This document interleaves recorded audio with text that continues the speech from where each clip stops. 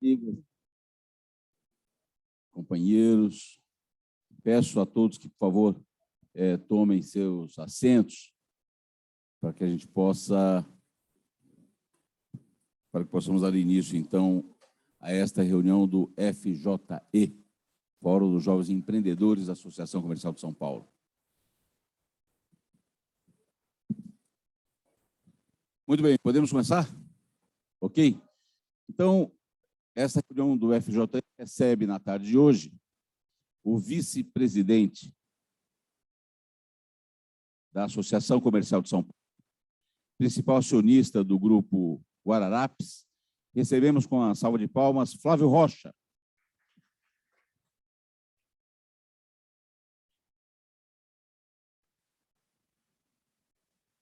Recebemos também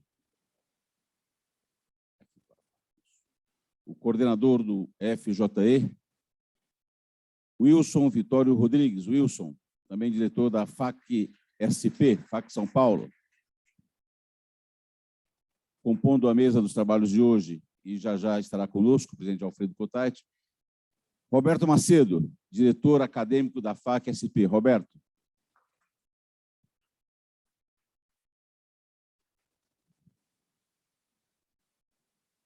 Também compondo os trabalhos da tarde de hoje do FJE, o nosso primeiro vice-presidente da CSP e da FACESP, Roberto Matheus Ordini.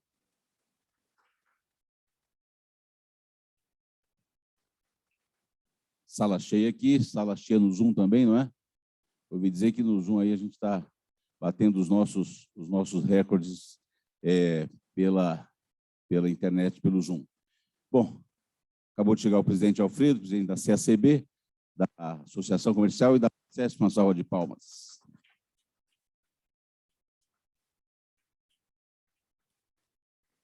A gente vai deixar a reunião menos formal, não é, Wilson? Vamos deixar a reunião menos formal. Eu vou ler rapidamente o currículo do Flávio Rocha e, na sequência, já passo a presidência dos trabalhos para o Wilson, que vai coordenar durante a tarde de hoje. Meus amigos e amigas, Flávio Rocha é acionista e o principal executivo do Grupo Guararapes, que inclui a rede de lojas Riachuelo. A Riachuelo está entre as 15 maiores empresas privadas empregadoras do país, com mais de 40 mil colaboradores diretos. Flávio Rocha fundou o Instituto de Desenvolvimento do Varejo, o IDV, e mais recentemente criou o Brasil 200, movimento que promove ideias liberais no país e a redução da presença do Estado na economia. Esse é um brevíssimo currículo do nosso vice-presidente Flávio Rocha. Passo imediatamente a palavra para o Wilson Rodrigues. Aliás, perdão, passo imediatamente a palavra para o presidente Alfredo Cottait, para que faça a sua saudação de boas-vindas ao nosso Flávio Rocha. Primeiramente, boa tarde às minhas amigas e amigos da Associação Comercial de São Paulo, do Fórum de Jovens Empreendedores, na mesa, meu querido amigo Flávio Rocha. Obrigado pela sua disponibilidade de estar presente hoje aqui. O Wilson Rodrigues, que é o diretor da faculdade, professor Roberto Macedo, meu vice-presidente Roberto Matheus Ordini. Hoje acho que é um dia especial, onde nós vamos poder ouvir o Flávio Rocha, que é um dos ícones do varejo, e também, não só do varejo, ele é um líder, né, do comércio, e as suas ideias são propagadas várias vezes, né, por vários canais. Então, essa é uma oportunidade para a gente ouvir. Então, seja bem-vindo, viu, Flávio? Você sabe que a casa é sua. O Flávio é nosso vice-presidente, então, ele é da casa, mas eu acho que vai ser muito bom. Estou vendo aqui o Ricardo Patá, viu, Patá? Eu acho que vai ser muito boa essa palestra, até para a gente também. Vamos aprender muito, né? Wilson, a palavra é sua. Wilson Rodrigues, então, coordenador geral do Fórum dos Jovens Empreendedores, palavra sua e coordenação dos trabalhos também. Boa tarde a todos. Muito obrigado. Obrigado, Arnédio. Obrigado, presidente Alfredo Cottait. Gostaria de saudar também o nosso diretor acadêmico da Faculdade do Comércio, meu colega na direção da FAC, e o professor de todos nós, professor Roberto Macedo, vice-presidente Roberto Matheus Ordini, e especialmente o nosso convidado de hoje, Flávio Rocha, né? Eu quis muito trazer o Flávio aqui, porque o Flávio, de fato, é inspiração para todos nós. Nós tivemos aquele primeiro evento com o senador Pedro Simon e com o Durso, não é? Que já participou, inclusive, do Fórum de Jovens Empreendedores no passado, para que vocês, né, tivessem esse primeiro contato com duas grandes biografias de pessoas que nos inspiram. E, graças a Deus, eu estou conseguindo continuar nessa atuada. E, para nossa enorme satisfação, estamos hoje aqui com este grande brasileiro, que é o Flávio Rocha. O Alfredo muito bem disse que o Flávio é um ícone no campo do varejo, mas eu vou além. O Flávio é um grande brasileiro, é um grande cidadão. Por quê? O Flávio, ele não ficou circunscrito no ambiente corporativo. O Flávio, ele se lançou também à vida pública. Isto é, se dedicou à res pública, à coisa pública, o que é muito importante, não é? Então, eu faço votos de que todos os jovens que estão aqui presentes se inspirem um pouco, se possível, e se possível muito, aliás, se inspirem muito, não é? Extraiam do Flávio a sabedoria dele, para que vocês também possam se dedicar não só aos seus empreendimentos, aos seus pequenos negócios, médios negócios, ou quiçá grandes negócios, mas também possam se dedicar à coisa pública. O Brasil precisa disso mais do que nunca, não é? Mas, é claro, se dedicar à coisa pública com bom senso, dedicar à coisa pública com juízo, com dignidade, não é? Com a preocupação com o bem comum, que é o que ele vem demonstrando ao longo de toda a vida dele, não é? Os nossos alunos da FAC também foram convidados a participar deste encontro virtualmente. E, Flávio, mais uma vez, é uma honra. Obrigado por sempre estar colaborando conosco e obrigado por ser o brasileiro que você é, que muito nos inspira. Vamos lá.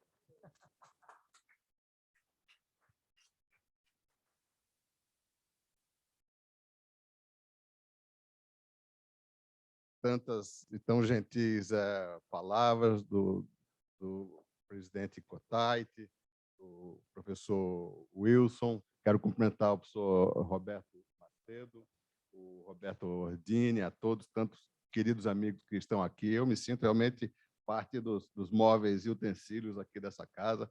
Como disse aqui o Alfredo, elas vão aí várias décadas, e eu participo com muito orgulho, com muita alegria, porque eu acho que o Brasil deve muito à associação comercial, principalmente nesse momento onde o associativismo, onde a representação empresarial brasileira ficou muitas vezes presa ao seu próprio umbigo, com a sua micropauta, buscando a sua isenção ou a seu benefício localizado, e a associação comercial sempre olhou o Brasil de forma holística, de forma abrangente. Isso me dá muito orgulho de estar aqui nessa entidade, mesmo porque eu acredito que o empresário tem um papel a cumprir além das quatro paredes da sua empresa, né?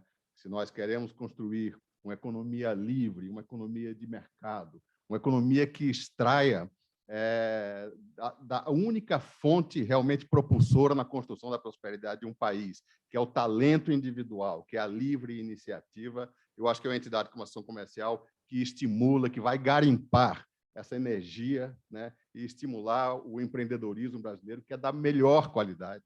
O empreendedor brasileiro, quem dá certo aqui, dá certo no mundo todo. O Brasil é um exportador de talentos empresariais e de empreendedorismo, e a gente tem que exigir que esse Estado faça a parte que lhe cabe, que é arar o terreno, que é regar o terreno para que essas sementes tão prósperas, tão alvissareiras, de tão boa qualidade, possam realmente brotar e transformar esse talento em dias melhores, em prosperidade e inclusão da nossa população, né? A nossa empresa é uma empresa que está fazendo 75 anos, presidente, e ninguém chega num ambiente tão complexo como o ambiente brasileiro aos 75 anos, sem uma enorme capacidade de se reinventar a cada dia, né? A Riachuelo é uma empresa complexa, a parte mais visível é a rede de lojas, que que é bastante conhecida, com presença nos 27 estados, mas é uma empresa que eu digo que vai do fio até a 10ª prestação depois da venda, passando por todos os elos da longa e conflituosa cadeia têxtil, a fiação, acabamento de fio, a tecelagem, a confecção, a complexa logística, a rede física de lojas que vem ganhando novos formatos além da Riachuelo, com Riachuelo Casa, com a Carters, com o mais novo, o irmão caçula, que é a FanLab, que é um novo formato que começou agora há 2 semanas, que é a consolidação dos 43 contratos de licenciamento desse universo geek, dos super-heróis, de Warner, que também é extremamente promissor, com a forte presença online. Né? Não dá para contar a história da Riachuelo sem falar de uma pessoa que me toca e me emociona quando eu falo, que é o seu fundador, que eu tive a bênção maior de ter nascido na casa desse homem realmente especial, que é o seu Nevaldo Rocha, que nos deixou precocemente, do alto de seus 93 anos de idade no ano passado, mas até o último dia, dirigindo o seu carrinho de golfe lá na fábrica, é o lugar que ele preferia, que era a fábrica lá de Natal, quer dizer, até o último dia trabalhando, fazendo a coisa que ele mais amava, que era trabalhar. E o Nevaldo é uma história, eu sou suspeito para contar, mas é realmente uma das mais belas biografias empresariais do Brasil, né? Vindo de uma família paupérrima, ele é o caçula de 5 irmãos, de um distrito de São Mateus, da longínqua Caraúbas. Caraúbas já tem 4.000 habitantes até hoje. Naquela época, São Mateus devia ter talvez umas 50 famílias, né? E um dia a minha avó, Dona Paulina, chegou em casa muito animada porque tinha ido na cidade e tinha conhecido a primeira-dama. Né? Ela chegou muito entusiasmada, muito orgulhosa, apertou a mão da primeira-dama, e eu acho que esse episódio absolutamente prosaico deflagrou algum mecanismo na cabeça do jovem Nevaldo, então com 12 anos de idade, que passou a... Eu acho que aí nasceu realmente a semente do inconformismo com toda aquela pobreza. Ele começou a alimentar a ilusão de que ele ia chegar na cidade grande, Natal, a 400 quilômetros lá da longínqua Caraúbas, e as portas iriam se abrir. Mas o fato é que, alguns meses depois, com algumas moedas de economia, o caçula Nevaldo simplesmente fugiu de casa, entrou num pau de arara e chegou na rodoviária de Natal. Aquela moeda que ele tinha sobrado, ele deu para o carregador de bagagens que o guiou até a casa do governador, e, chegando na casa do governador, bateu palma e os guardas atenderam, e veio a resposta que qualquer um de nós poderia esperar, que a primeira-dama não estava no Rio de Janeiro, e aquele foi o momento da maior solidão de Nevaldo, onde ele sentiu realmente, aquela criança, né, de 12 anos, sentiu o chão faltar a seus pés e caiu no mais desabalado pranto, a ponto de despertar a pena lá dos guardas, que o abrigaram no alojamento. E, vagando lá pela cidade de Natal, ele conheceu o seu Moisés Ferman, que era um senhor de origem judaica que vinha de Recife, atraído pelo mercado de Natal. Natal, que era um pouco mais de uma vila de pescador, Alfredo, nessa época, estava vivendo, para a sorte do pequeno Nevaldo, um período de grande prosperidade, porque ela tinha se transformado a principal base americana na América, fora dos Estados Unidos, né? Por isso Natal tem até hoje o nome de Trampolim da Vitória. Então, estava realmente vicejante a economia por causa dos oficiais americanos que vinham até Natal pela sua posição estratégica, que era o ponto mais próximo de Dakar.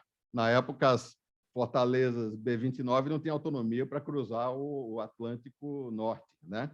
E então o Moisés Ferman tinha trazido a sua relojoaria para Natal e precisava de um auxiliar.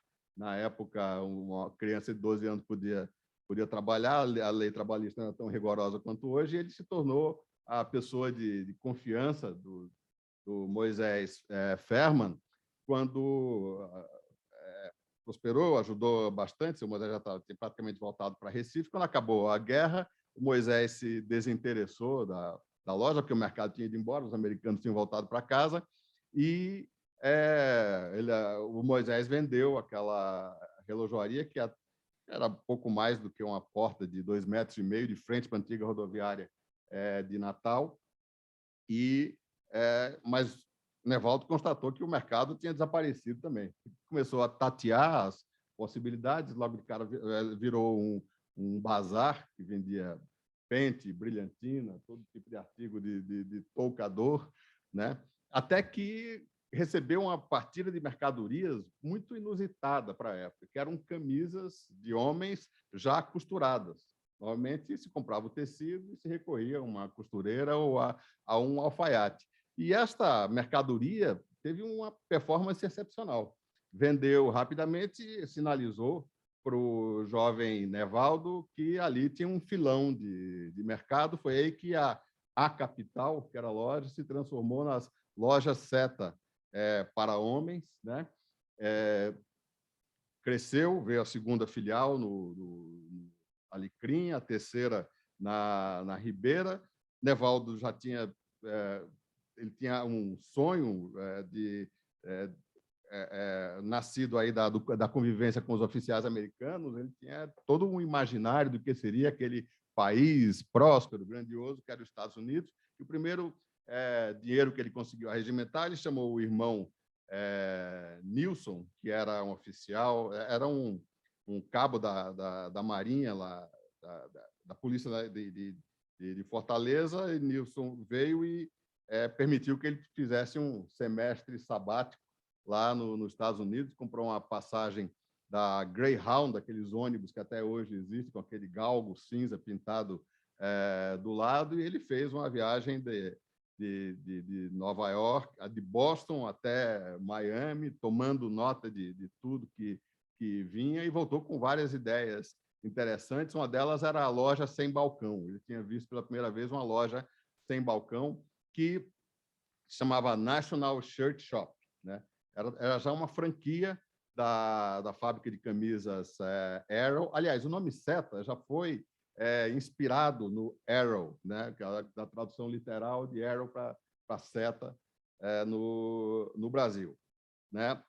Então, essas e algumas ideias trouxeram muita inovação para o varejo. A loja sem balcão realmente trouxe uma performance maravilhosa nas vendas, porque as lojas tinham uma barreira, uma muralha chinesa entre o cliente e o estoque, né, operado pelo balconista, que ficava no meio do caminho. A eliminação do balcão possibilitava o toque com a mercadoria, e realmente o fato é que essa loja Seta para homens prosperou bastante. Veio a indústria, a Guararapes, foi nessa época que o governador Dinarte Mariz criou a forma de incentivo. Nessa época, o Nevaldo estava morando em Recife. Foi quando eu nasci em Recife. Eu, com poucos meses de idade, veio a isenção fiscal do Dinarte Mariz, e voltamos, já tinha lojas por praticamente todas as capitais do Nordeste, as lojas Seta, e veio a fábrica Guararapes em Natal, que também foi um grande sucesso, porque não existia confecção, a confecção era feita em casa, era um costureiro, uma coisa muito artesanal. Então, a primeira linha de montagem de confecção de larga escala, foi um enorme sucesso, ocupou o mercado do Centro-Sul, e com um crescimento muito grande, e rapidamente a operação industrial se tornou mais relevante do que a operação de varejo.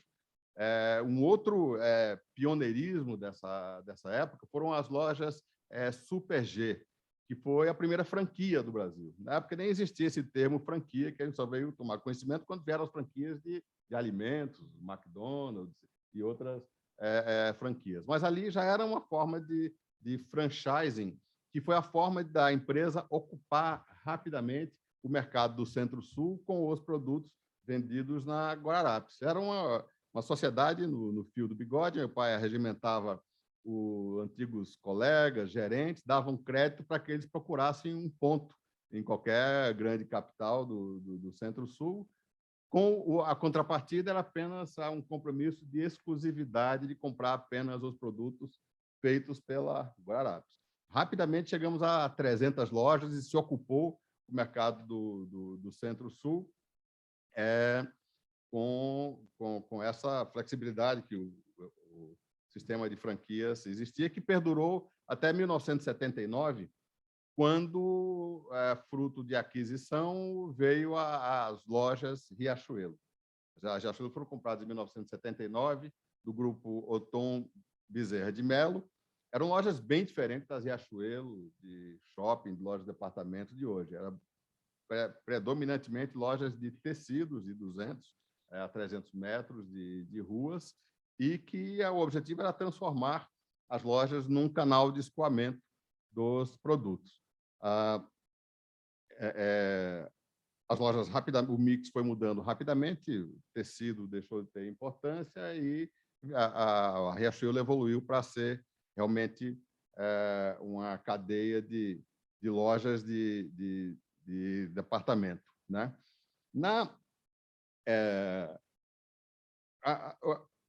A arquitetura de negócios beneficiou uma revolução que estava acontecendo nos Estados Unidos, que foi o crescente protagonismo do varejo. Isso aí já coincidiu mais ou menos com a chegada da segunda geração da empresa, né?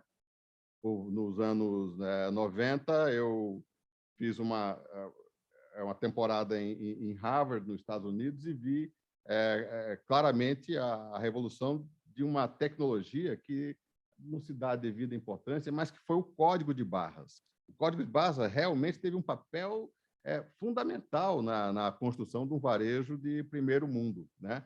O Sam Walton, né, o lendário fundador da Walmart, né, em algum momento estava visitando lá os laboratórios de TI do que era uma longínqua rede de supermercado e loja de departamento lá em Bentonville, no Arkansas, e viu aquela geringonça que ninguém sabia direito o que era, que lançava fachos de luz vermelho em etiquetas listadas de preto e branco, e a genialidade de Sam Walton rapidamente entendeu que ali estava uma revolução. E foi quando ele trouxe o principal fornecedor da época, que era a Procter & Gamble, para fazer uma experiência que foi extremamente... Procter & Gamble representava talvez 5% do faturamento da Walmart, e foi feito esse acordo para a Procter & Gamble colocar os códigos de barras em toda a sua vasta linha de produtos, de tocador, de shampoo, de sabonete, de produtos de higiene pessoal. Isso evoluiu para um piloto de 400 fornecedores, que foi realmente um gigantesco sucesso em termos de gestão de estoque, em termos de diminuição de ruptura, né? E em termos da revolução da chamada cadeia logística puxada, né?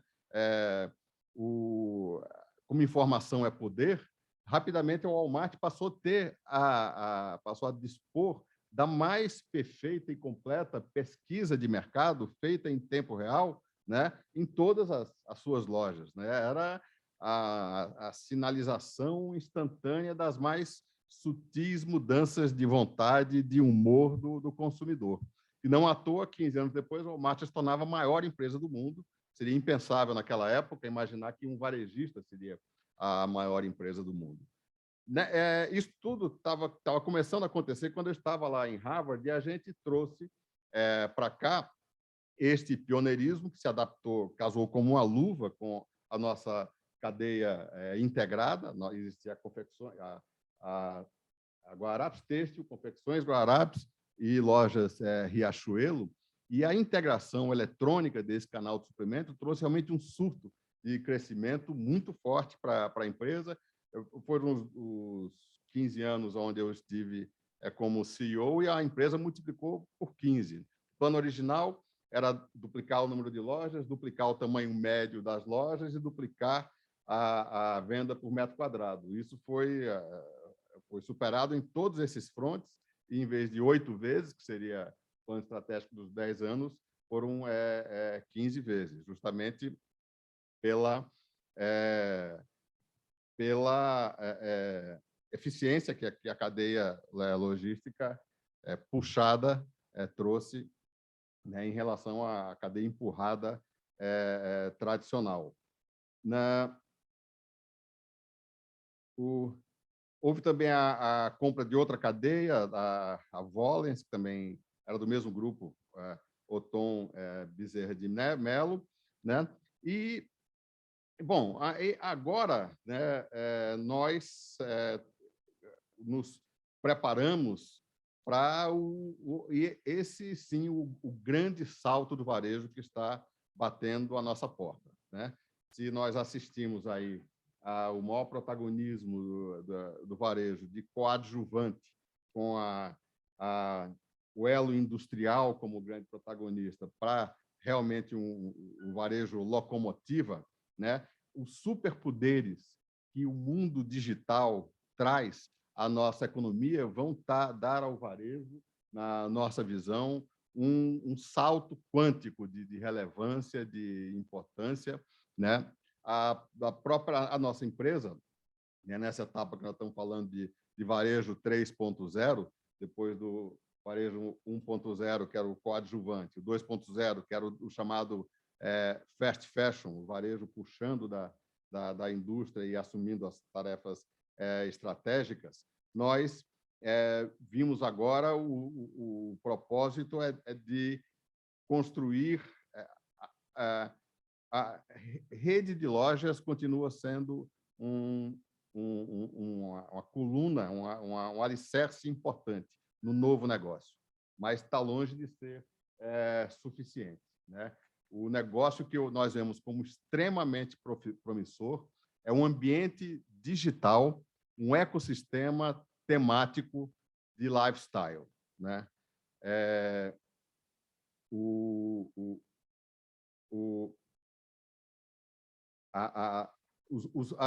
Os ambientes digitais, os marketplaces digitais que estão aí razoavelmente amadurecidos no Brasil e no mundo, eles têm uma dificuldade enorme de lidar com a atmosfera, com a linguagem que pressupõe esse ambiente de moda e de lifestyle, né?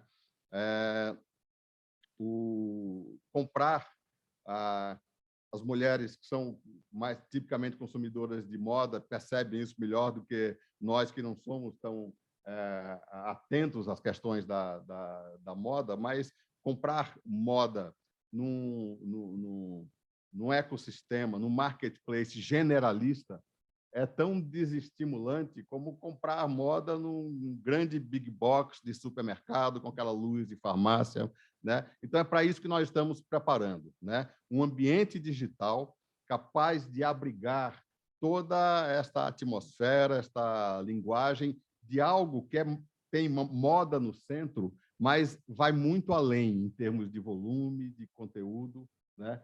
E esse além se chama lifestyle. Quer dizer, o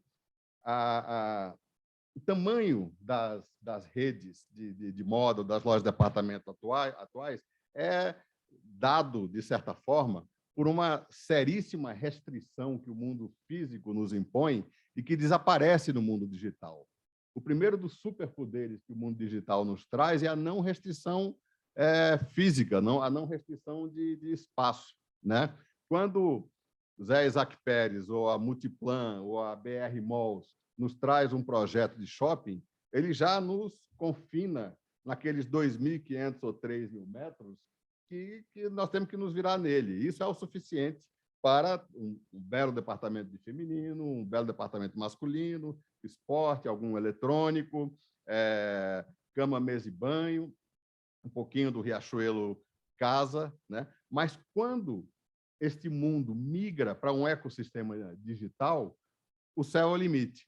Um Casa Riachuelo, que nos seus 700 metros ganhou agora vida própria, tá? Estamos abrindo lojas de standalone Casa Riachuelo, com em torno de 700 metros, que abriga suas 3.000 SKUs. Quando ela vai para o digital, o portal do Riachuelo Casa, com seus 20 mundos, que é o mundo da arquitetura, o mundo da jardinagem, é o mundo da decoração, o mundo do bazar, o mundo do têxteis para o lar, o mundo do pet. São vários mundos que totalizam 300 mil SKUs, 300 mil itens. Isso apenas para demonstrar realmente como espaço deixa de ser um problema. E, ao invés...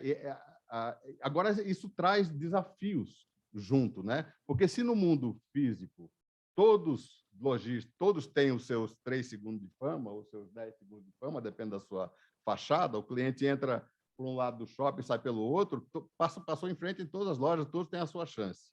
Mas no mundo digital, o desafio é ter o seu aplicativo, né, nesse espaço aqui absolutamente disputado, e aqui não tem espaço para 300 aplicativos de moda. Então, é o mundo, como dizem os americanos, onde the winner takes it all, né? É o mundo de um ganhador, né? Então, mas nós nos sentimos realmente muito equipados para termos essa primazia, pelos múltiplos pontos de contato que nós já temos com o consumidor, com o amadurecimento dos serviços financeiros, do crédito, o cartão Riachuelo, que tem a maior carteira de cartões private label do varejo brasileiro, com 35 milhões de cartões emitidos, né? Com a conta digital, que atingimos aqui os primeiros 2 milhões de conta digital em tempo recorde. Em um ano, menos de um ano, atingimos 2 milhões de conta digital, justamente por causa dessa base já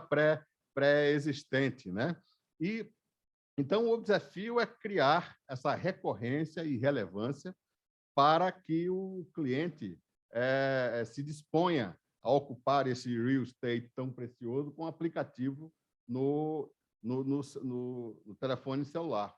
O outro diferencial que faz com que nós acreditamos no enorme potencial de um ecossistema temático digital para moda e lifestyle é a alta octanagem dos nossos dados, né? Outro mantra que os americanos e os chineses não se cansam de repetir quando falam de varejo digital um é o the winner takes it all, o outro é dados são o novo petróleo, né? Data is the new oil, né?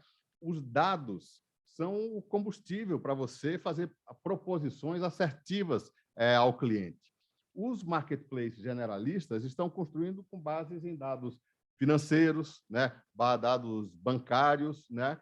Que são muito pobres em relação ao que eles contam da história de consumo de uma família. Ou, quando muito, dados construídos em empresas de bens duráveis, que contam o tamanho da tela de cristal líquido do cliente ou a capacidade da lavadora. Mas o banco de dados, o histórico de vendas de uma família, do ponto de vista de lifestyle, de moda, ele é muito mais rico, muito mais multifacetado e é um alicerce muito mais sólido para a construção de um ecossistema digital.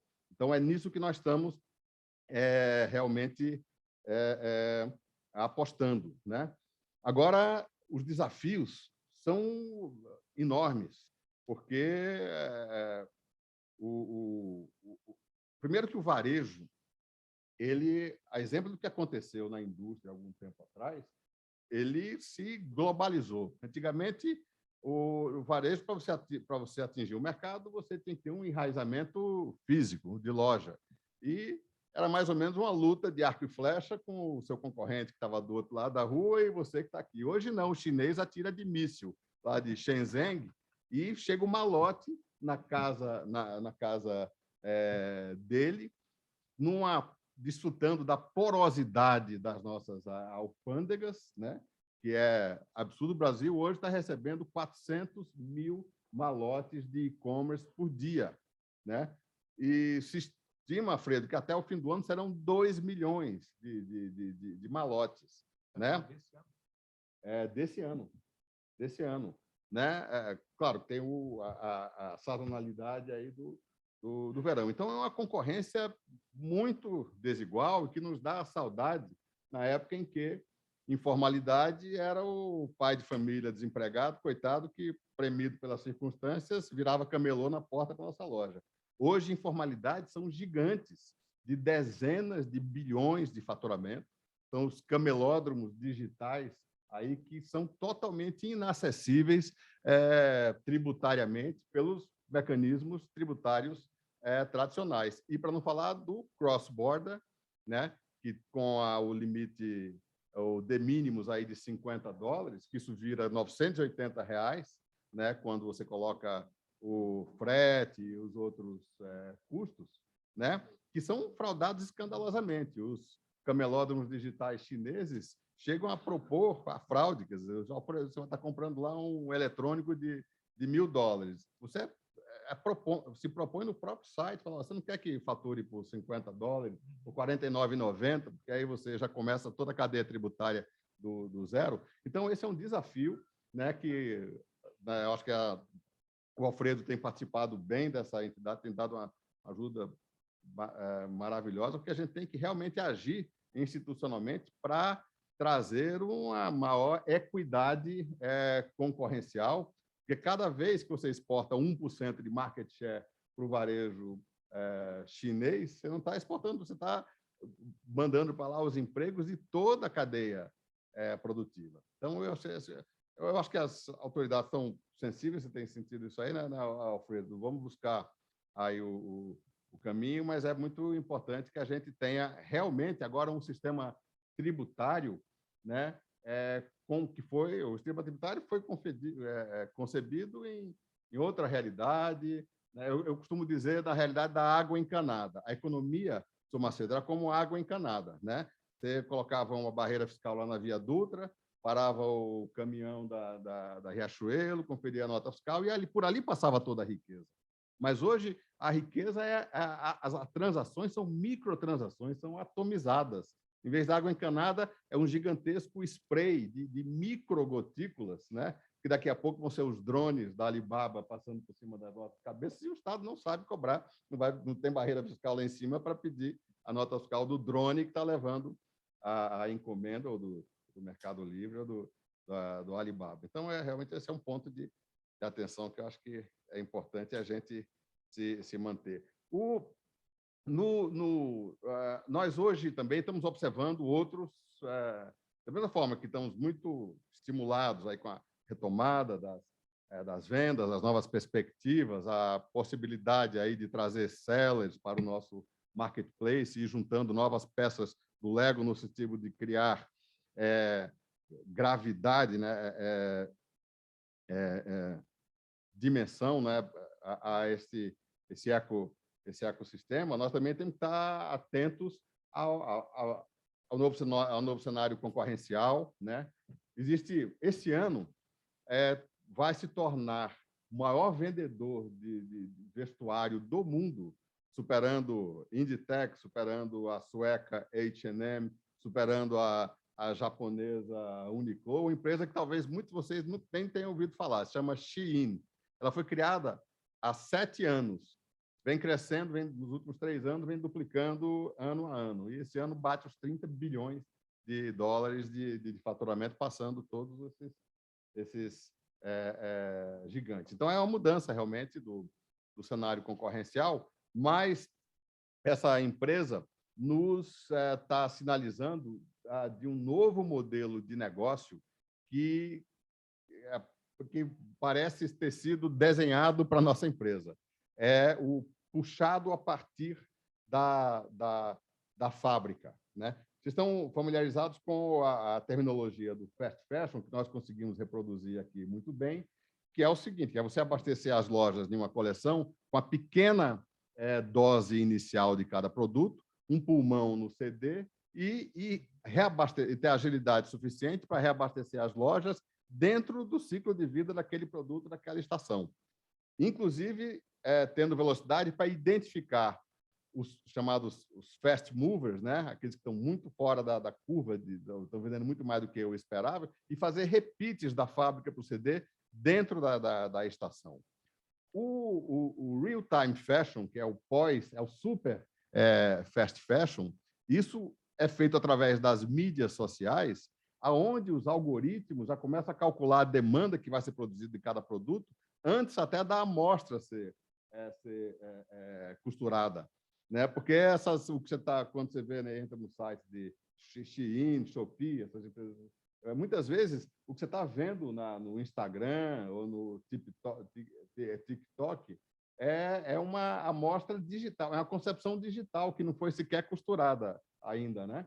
Então, isso significa um jogo muito mais rápido, muito mais crítico, mas que, graças a, mais uma vez, a nossa arquitetura de negócio integrada, a tecelagem e as confecções dentro do mesmo guarda-roupa, guarda-chuva acionário, nos permite replicar aqui. É nesse sentido que nós estamos nos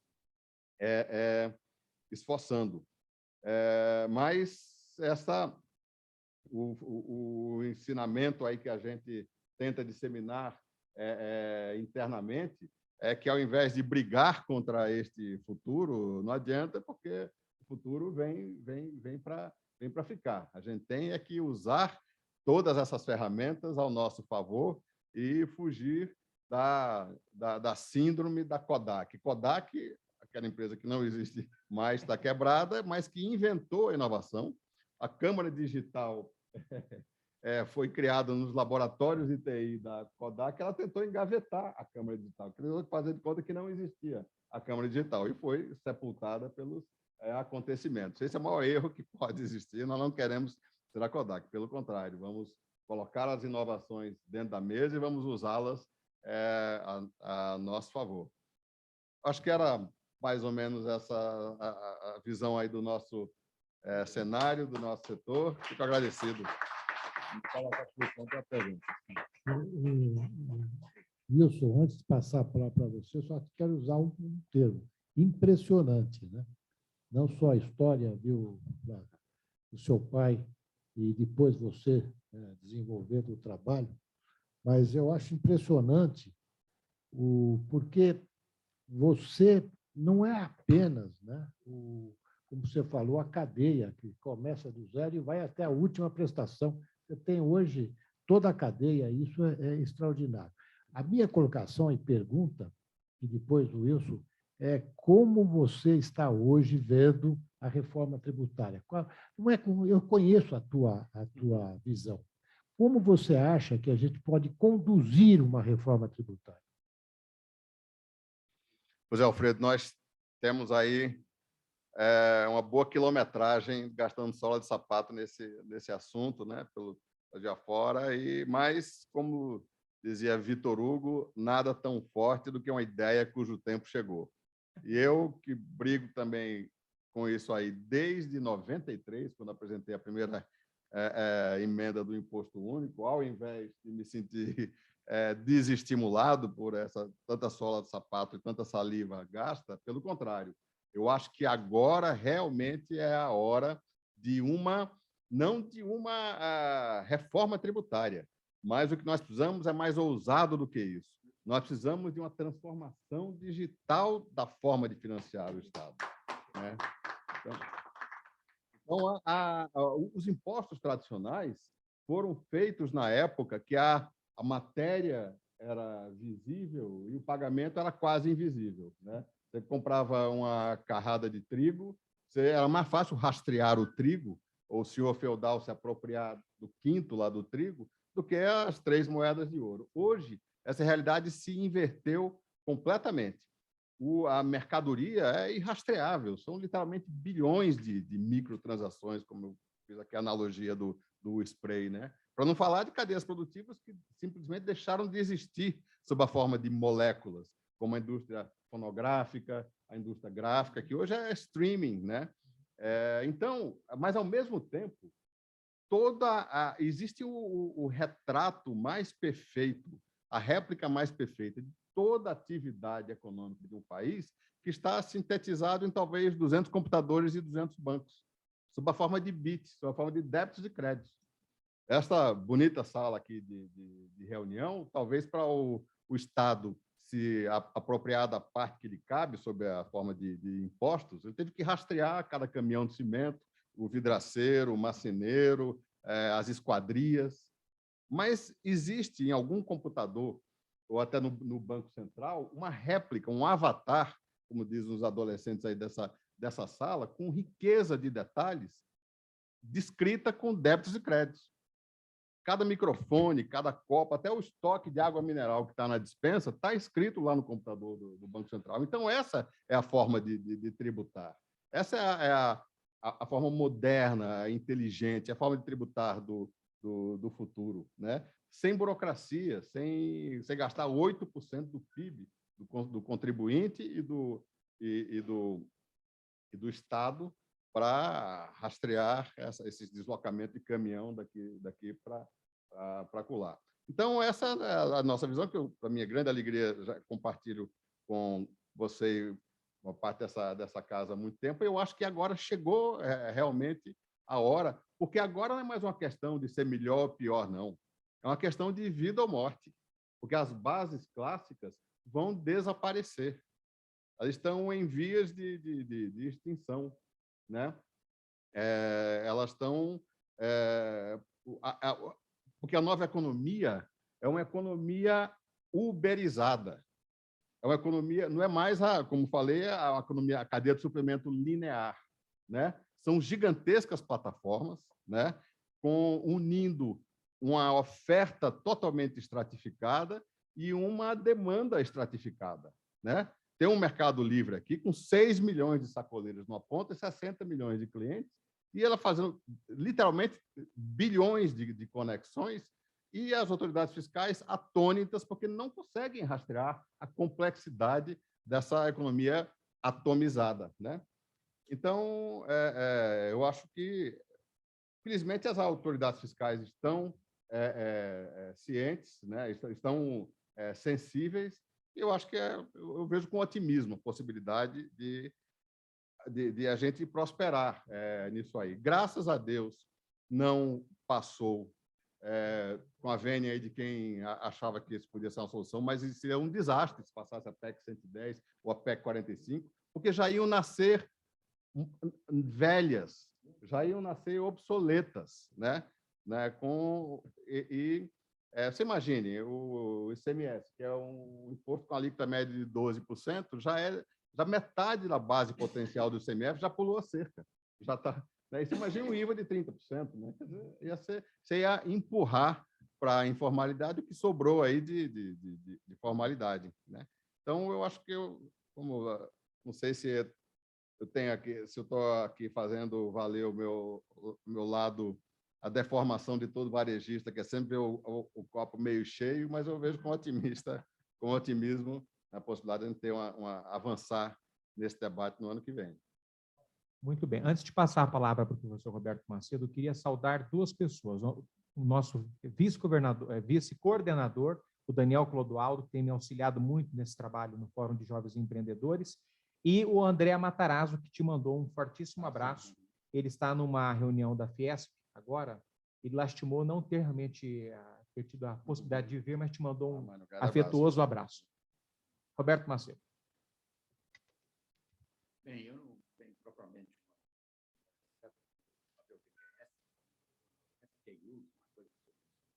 sim. Desculpa, ficou com o jargão. Isso é o jargão. SKUs é a sigla de Stock Keeping Unit. Vamos dizer, se você tem uma camisa polo que tem 5 tamanhos e 6 cores, são 30 SKUs, né? Desculpa. Mas eu queria fazer uma observação. Tecnicismo. Eu fui professor aí umas 3, 4 décadas, e agora voltei a ser aqui como diretor acadêmico aqui da nova faculdade. Agora, um princípio que eu adotei na vida está se revelando cada vez mais pertinente depois de ter assistido 1 ou 2 ou 3 palestras dele. Que é o seguinte, e esse princípio que eu sigo é o seguinte, é a frase do Rui Barbosa: professor nunca o fui, aluno prezo-me de ser. Você está sempre aprendendo.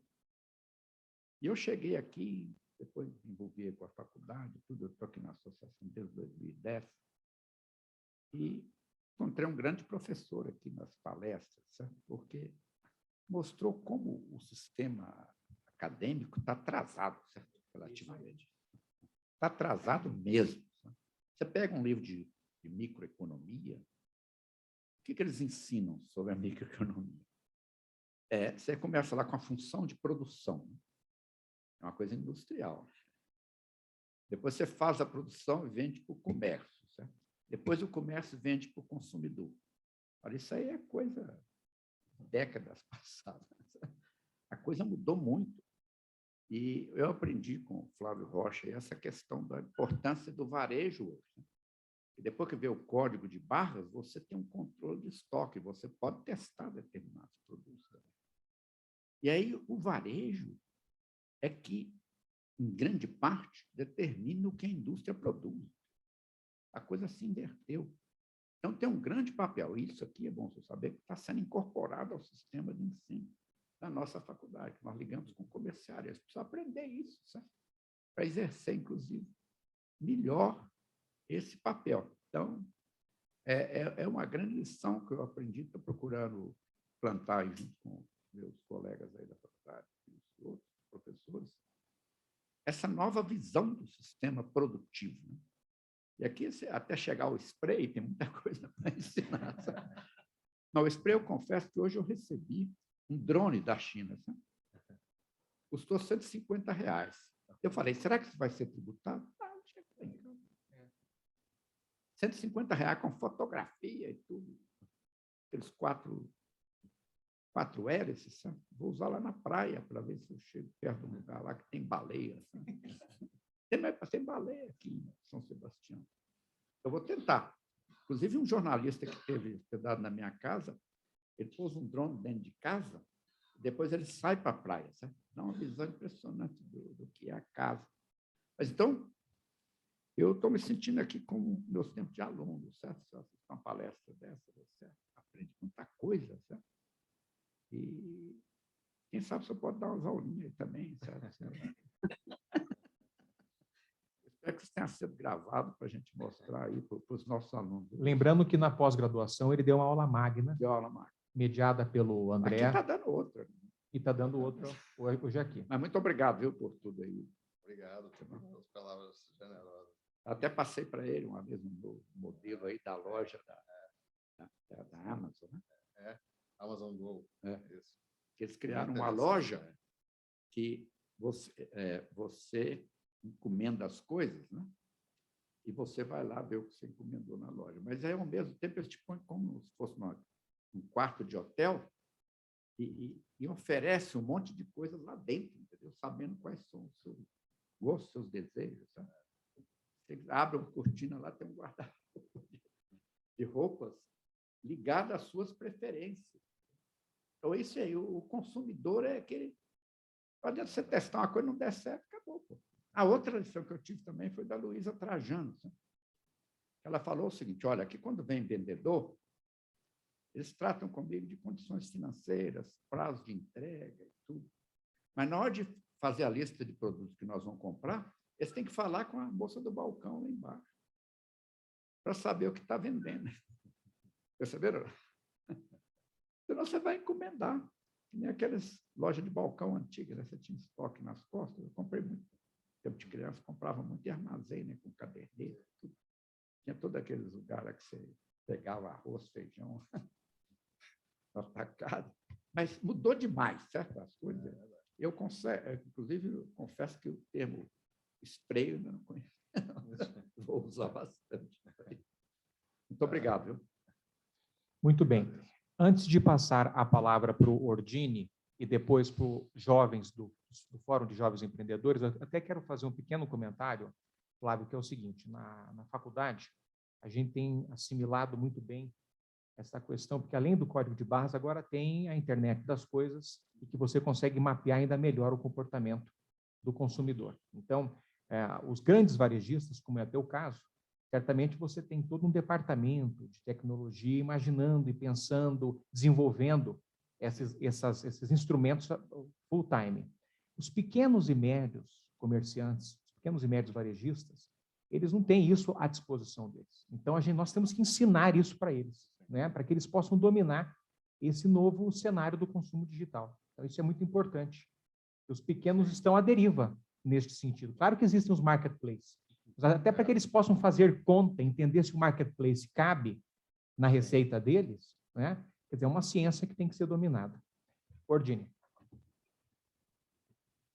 Antes de mais nada, assim como o meu xará Roberto Macedo disse, doutor, e o presidente também, é surpreendente, e aquilo que você conseguiu, nesses poucos momentos, condensar, é aquilo que nós vamos lutando há muito tempo para entender a nova face do comércio. Nós temos aqui a preocupação, como disse o Wilson, de ajudar as pequenas empresas, né, a saírem da mesmice, do balcão que ainda eles têm, daqueles conceitos antigos, que esse vai morrer. Mas a loja física, dentro dessa nova perspectiva que você trouxe, que junta o digital com o real, ela é o mundo que vai sobreviver. Mas o que eu queria, antes de mais nada, é convidá-lo, e espero que você não recuse, de vir conversar conosco sobre o sistema, porque o que nós precisamos é um novo sistema tributário. Nós temos discutido muito com o meu guru aqui, o Marcel, ainda hoje, antes de vir para a reunião. E mencionar a participação agora do Marcel Solimeu, Claro. que é o nosso economista-chefe aqui da casa. Como nosso guru, temos discutido como podemos evitar essa sonegação que você se referiu, com muita razão, e que, pior, usa o correio como agente sonegador. Todas as compras que se faz, como você está falando, são abaixo dos $50. Portanto, entra dentro do conceito de mínimos. Ninguém paga imposto. E isto tem prejudicado extremamente os comerciantes brasileiros. O varejo do Brasil vai sentir cada vez mais essa concorrência desleal. Então, o novo sistema tributário, que você é um dos autores lá atrás do Imposto Único, nós temos que tirar esse nome. Este e o CPMF, que isso é terrível, mas já são um imposto digital. E, dentro disso, nós estamos te convidando para participar de um grupo já estamos tentando formar, que foge um pouco dos nossos tributaristas que estão dentro dessa máquina atrasada do período de 65, quando foi criado o Código Tributário Nacional, que era uma realidade completamente diferente dessa. Nós temos que criar esse novo sistema. E esta casa, na gestão do nosso Alfredo Cotati, tem procurado encontrar caminhos. Trouxemos aqui o general Perdanelli, que tem um trabalho semelhante, e temos que achar isto. E gostaríamos que você estivesse... Com prazer. Vamos honrado. Não, a honra é nossa. Agora, para finalizar a nossa pergunta, como é que nós podemos trazer esta realidade que você está apresentando para o comerciante pequeno, aquele comerciante de bairro que recebeu a sua empresa como patrimônio da família, que vem trazendo. Como é que nós podemos ajudá-lo a atualizar isso? Como é que a associação poderá fazer? Isso é perfeito. Obrigado, Ordini, pelo convite. Me coloco à inteira disposição. Esse é um tema que eu gosto de conversar. Desta parte, tem uma boa quilometragem nesse assunto, que o presidente Alfredo é testemunha de parte dela, e eu estou à disposição. A boa notícia para os pequenos comerciantes é que essa nova realidade não os exclui, pelo contrário. A realidade dos marketplaces é algo feito a muitas mãos, né? Todos esses marketplaces que nós estamos falando aqui, tem marketplace aqui no Brasil de 150 mil sellers, de 200 mil sellers, né? Que são pequenos varejistas aos quais foram colocadas aí à disposição todos esses superpoderes do mundo digital, né? Então, o nosso o nosso marketplace já está com a meta intermediária de 5 mil sellers de moda, 5 mil marcas de moda. Quer dizer, a ideia é realmente democratizar nas duas pontas, né? Ao contrário, o varejo, as grandes redes de varejo estavam caminhando numa linha apenas de consolidação, de concentração. Os ecossistemas digitais, pelo contrário, são inclusivos nesse sentido. Não pode prescindir da participação centenas de milhares de pequenos varejistas. É espalhar a informação. Espalhar a informação também com a logística é fundamental, quer dizer, isso é muito regionalizado, né? No marketplace, os lojistas de determinada região têm uma vantagem grande em relação aos varejistas nacionais. É uma boa notícia. Eu só queria fazer um comentário. E, na grande verdade, a grande base geradora de renda e emprego são os pequenos. Sim. Os grandes, né, precisam que essa base exista, porque são os seus consumidores. Então, não se pode desprezar toda a base. Eu concordo. Aí o pequeno precisa, né? Nós precisamos ajudar os pequenos a encontrar caminho, porque eles são os grandes empregadores, nós não podemos esquecer isso, né? Portanto, eu também concordo aqui com o Flávio, da importância, né, que a gente tem que ajudar os pequenos. Daniel Clodoaldo. Bom, boa tarde à mesa, boa tarde a todos, presidente, nossos professores Roberto e o Wilson, parabéns aqui publicamente, porque se você materializou esse novo momento do FJE, hoje você consolidou, tá? Flávio, a gente fica muito feliz de ouvir você aqui, e é como se fosse um de volta para o futuro aqui, né? Você começa falando sobre o seu pai, e aí é nesse ponto que eu gostaria que você falasse para a gente um pouco sobre a experiência do futuro, né? Porque o seu pai trouxe para cá a experiência do sentir as peças, né? Tirou o balcão, e você tem comentado muito sobre o digital, né? Que é essa mistura do digital com o físico. Gostaria que você falasse sobre isso, sobre esse seu olhar para o futuro, e aí comentando, já dando o gancho para você, sobre Apple Glass, Google Glass, e essas inovações que vão permitir uma nova forma de ter essa experiência aí com varejo.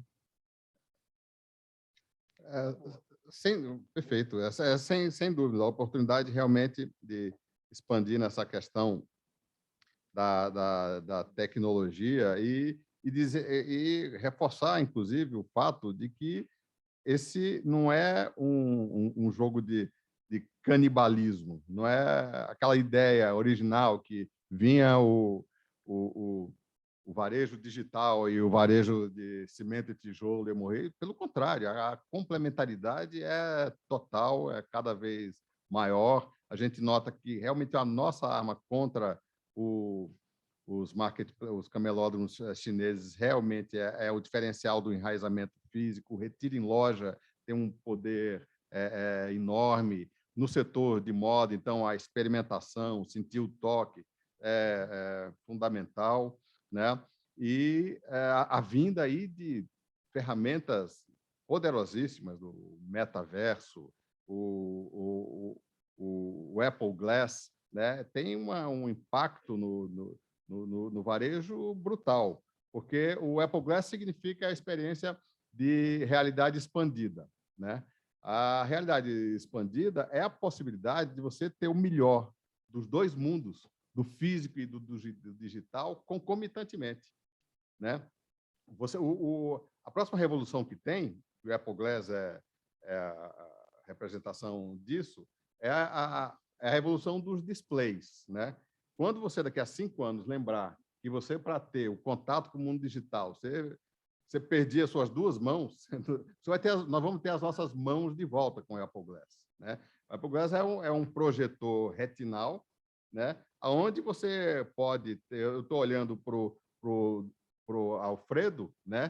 Que está com uma câmera aqui do Apple Glass captando os traços fisionômicos e dando todas as informações. Eu poderia estar olhando um pé de alface no supermercado e uma tela direto no meu projetor retinal dizendo quando aquele pé de alface foi colhido, se tem mão de obra infantil, quanto de agrotóxico tinha nele. Quer dizer, isso é você ter no varejo o melhor do mundo físico e do mundo digital concomitantemente e com as suas mãos livres de volta, né?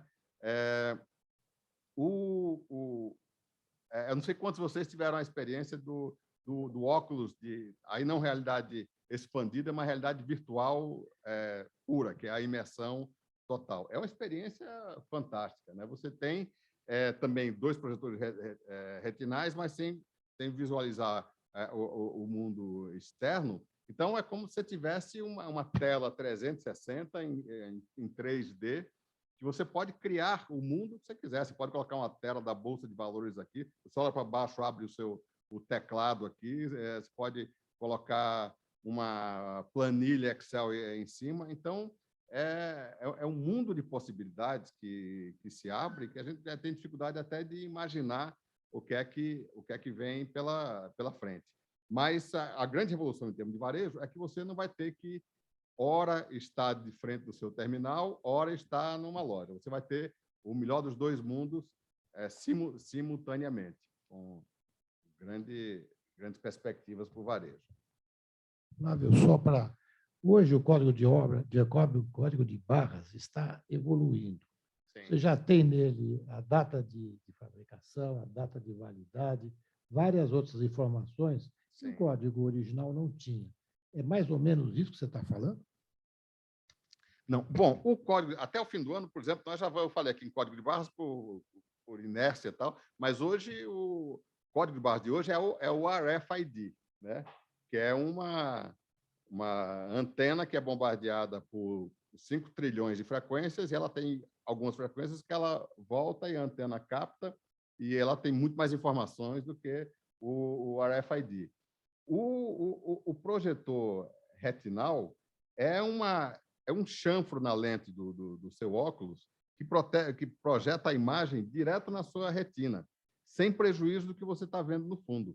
Como o seu cérebro é inteligente, eu posso focar aqui 30 centímetros na frente, estou vendo uma tela, eu posso focar 1 metro e vejo você, né? É o seu mecanismo de foco que diz se você está vendo a tela ou você está vendo o objeto no fundo.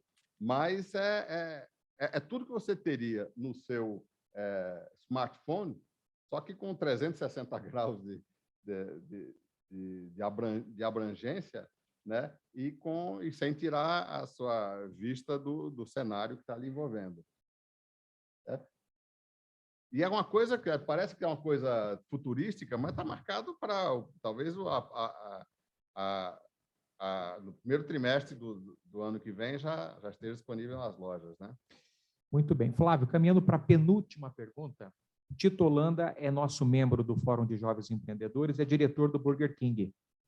Ele quer te fazer uma pergunta. Bem, meus cumprimentos à mesa, presidente Kudait, Wilson, o vice-presidente Ordini, professor Roberto. Flávio, é menos uma pergunta, mais um comentário. É só que, nas últimas 2 décadas, a gente vê que o mercado do varejo se transformou completamente. Hoje é uma coisa muito mais digital que era antes, obviamente, mas quando você olha para o mercado norte-americano, você até comentou da Amazon, enfim, a realidade norte-americana é diferente que a brasileira, seja através do acesso ao crédito ao consumidor, a infraestrutura, as rodovias, as ferrovias, enfim, e também aos provedores de serviço, o last mile, né? Eu queria que você comentasse um pouco sobre isso, porque no Brasil o varejo é um dos maiores empregadores e um propulsor da economia gigante. Então, eu queria que você comentasse um pouco sobre como que você vê isso no Brasil, como que isso pode melhorar no Brasil. Obrigado. Sem dúvida. Bom, o nosso setor é um exemplo extremo de como o varejo profissional, o varejo moderno tem a evoluir, né? Tem um grande espaço para consolidação, né? Existem talvez 5 empresas de mais de 1% de market share do nosso setor, né? A informalidade é muito grande, e eu acho que no mundo digital existe espaço para os líderes de mercado, somos nós, nós, Renner e C&A, que tem algo em torno de 3% de market share. Quer dizer, qualquer país com varejo mais maduro, o líder de mercado no nosso setor está com 20%, 30% de market share.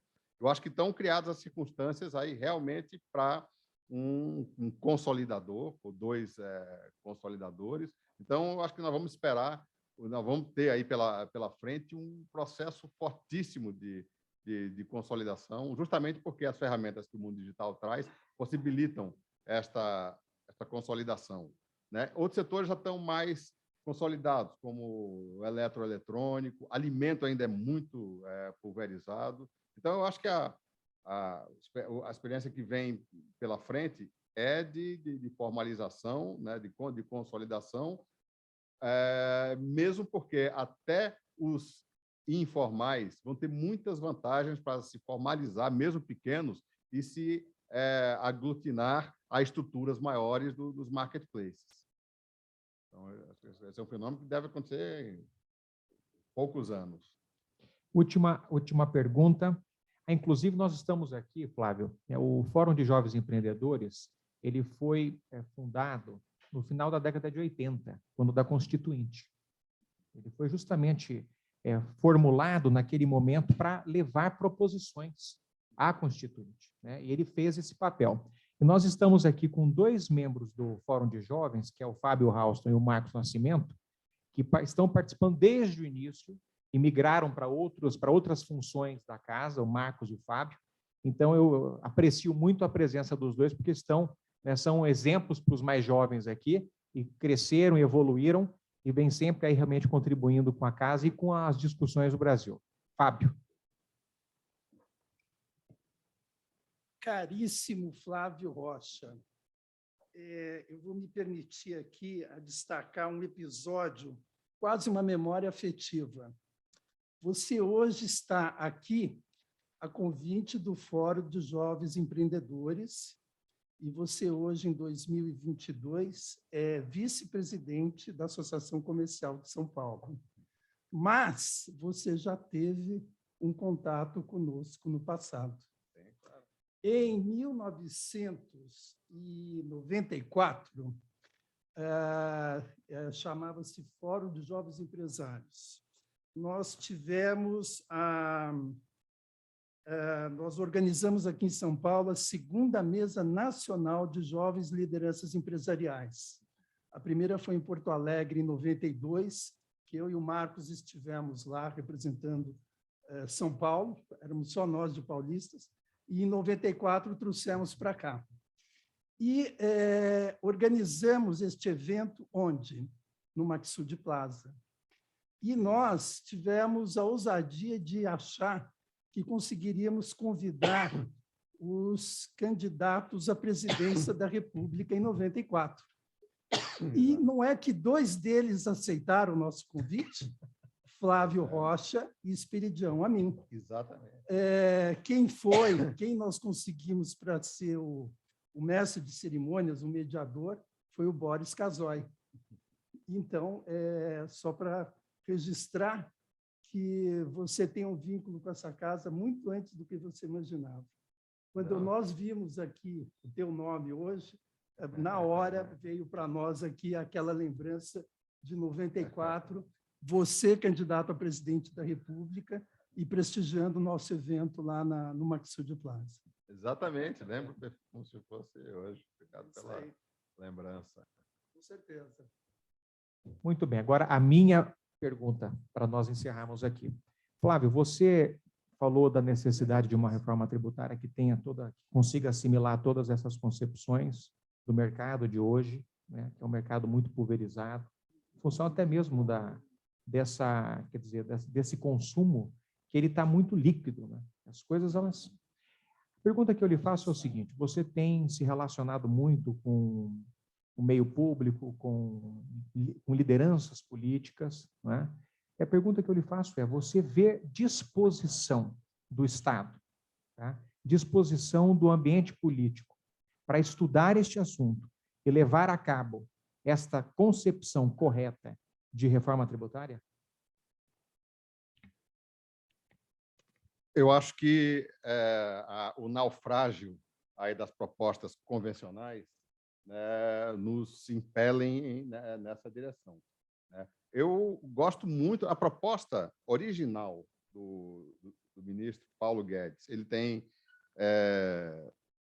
sido reticente em defendê-la explicitamente, mas foi por isso que ele colocou o professor Marco Sintra lá no início do governo nessa condição, e de repente, né, ele não foi colocado em uma situação, né, preconceituosa, porque é como alguém, o professor Macedo, que falou, o preconceito contra o famigerado CPMF é um obstáculo a ser superado.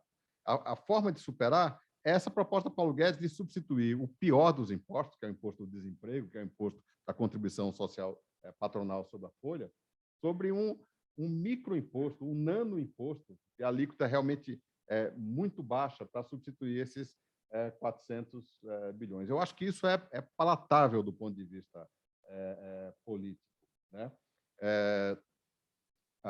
Mas a barreira do preconceito realmente existe, mas a gente nota essa resistência diminuindo, né? Mesmo porque os setores perdedores, que são da PEC 45 e da PEC 110, eles entraram tardiamente nessa reflexão. Eles não estavam fazendo conta. Enquanto isso, os setores ganhadores, que são o setor financeiro e a indústria de alto IPI, né, nadou de braçada e vendeu essas reformas tributárias clássicas como a única solução. Na hora que o agro, que a construção civil, que o varejo, que os serviços começaram a fazer as contas, viram, né, professor Solimeu, aí que o trauma seria grande. Na hora que você tira o IPI do automóvel e joga na manicure, no cabeleireiro, no restaurante, né, você vai abrir mão de uma receita, né, dos setores pagadores, de baixa informalidade, setores que têm alta resiliência tributária, que têm condição realmente de transformar imposto para preço, e você vai simplesmente empurrar para a informalidade aqueles setores que já estão na fronteira da informalidade, estão na fronteira do abismo, que 1% a mais de alíquota está empurrando aqueles cadeias produtivas inteiras para o abismo, né? Então, eu acho que agora a novidade nesse debate é que esses setores, que representam 80% do emprego, acordaram para o processo e estão nos dando a chance da dúvida. Então, é essa chance da dúvida que a gente tem que aproveitar para recolocar isso em questão. E colocar uma outra questão, porque até aqui foi mencionado a proposta do general Paternelli, outras propostas, até do professor Marcos Sintra, que eles estão partindo de um número, com toda a devida vênia, equivocado. Eles estão fazendo uma regra de 3, com a arrecadação do CPMF, que mal chegava a 7 PIBs, lá em 93, e transferindo para hoje. Os números que o Paulo Guedes dá para substituir a contribuição patronal sobre a folha mostram que ele está partindo de 7 PIBs. Só que esse imposto, nesses 30 anos, cresceu exponencialmente. O volume de transações no sistema tecnológico é 30 vezes maior. Hoje, o volume de transações realizado no Brasil, basta entrar no BIS de Basileia, o Banco Central dos Bancos Centrais, em Basileia, que você vai ver que o Brasil é recordista em transação. São 180 PIBs.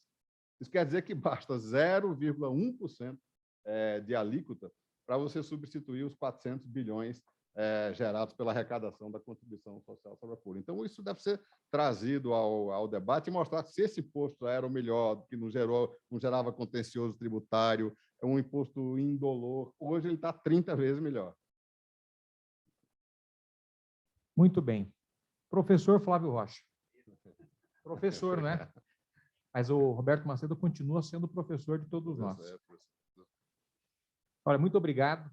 Muito obrigado. Eu acho que foi aqui 1h20, mais ou menos, de uma belíssima reflexão, né? Porque justamente nós vemos aqui o exemplo disto, de um empresário, um dos maiores líderes do varejo brasileiro, mas que tem essa preocupação com a coisa pública, que sabe discutir coisa pública bem, porque tem domínio, tem competência, né? Estuda, se prepara, né? Então tem consistência. Esse que é o negócio, tem consistência. Então, nós ficamos muito orgulhosos de ver que a nossa classe empresarial tem pessoas, tem grandes expoentes como você. Então, muito obrigado. Espero que tenha sido um bom encontro e um forte abraço a todos. Muito obrigado, Flávio. Muito obrigado.